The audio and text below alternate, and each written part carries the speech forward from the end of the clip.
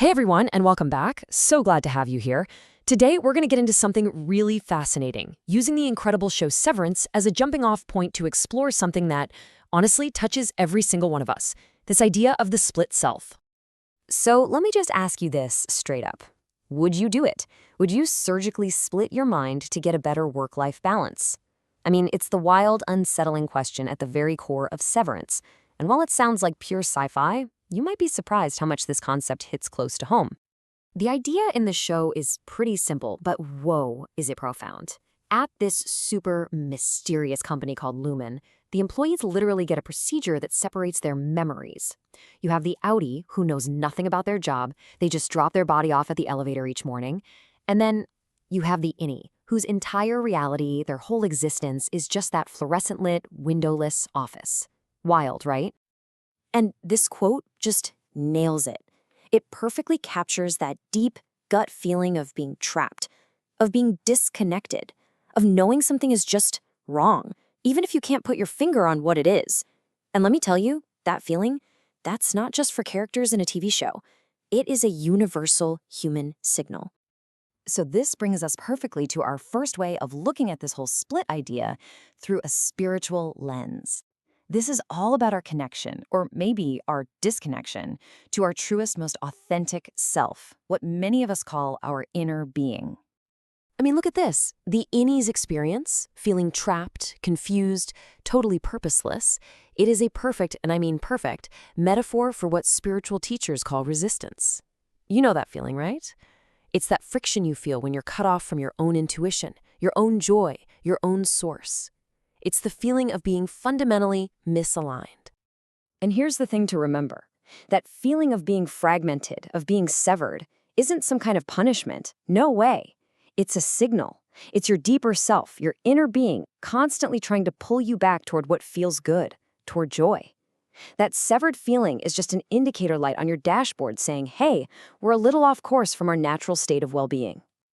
Now, what's so cool is that this isn't just some woo-woo spiritual concept. Nope. Modern neuroscience actually validates this whole experience of having a split or fragmented self. The science is catching up.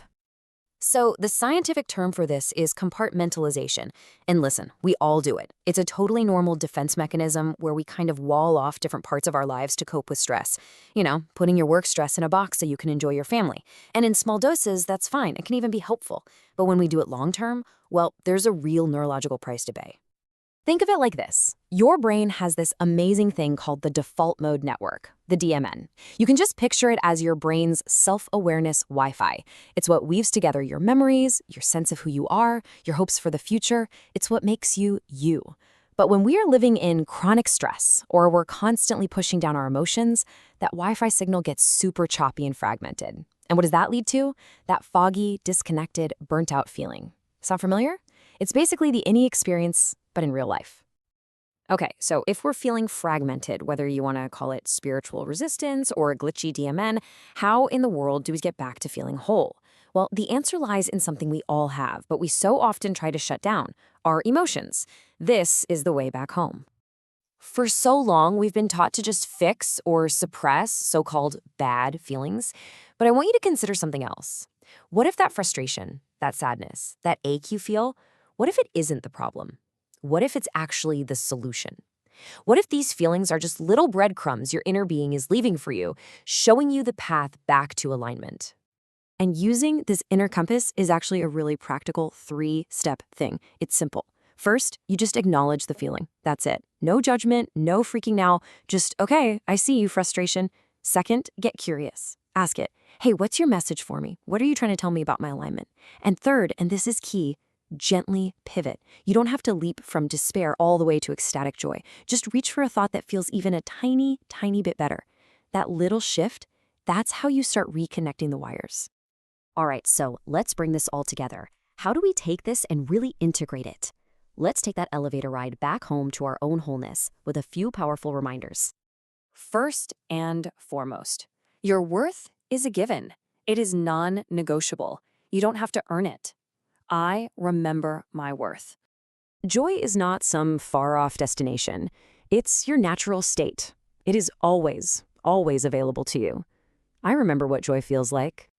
Real power, true power, doesn't come from hustling or controlling everything outside of you. It comes from aligning with who you truly are. I remember that alignment is my power. And this is the ultimate truth. It's not something you have to become. It is simply something to remember. I am whole. And I really want you to let this one land. Just let it sink deep into your bones. You were never broken. You don't need to be fixed.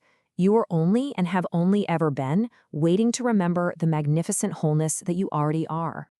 If this conversation resonated with you today, I really invite you to go deeper with us. We have the full podcast episode, Severance, Spiritual Awakening, and the Split Self available right now. We go way more in depth and even do a guided visualization to help you integrate all of this. You can find it wherever you listen to Vibrations and Manifestations. Thank you so much for joining me. And just remember, your inner being is always, always with you.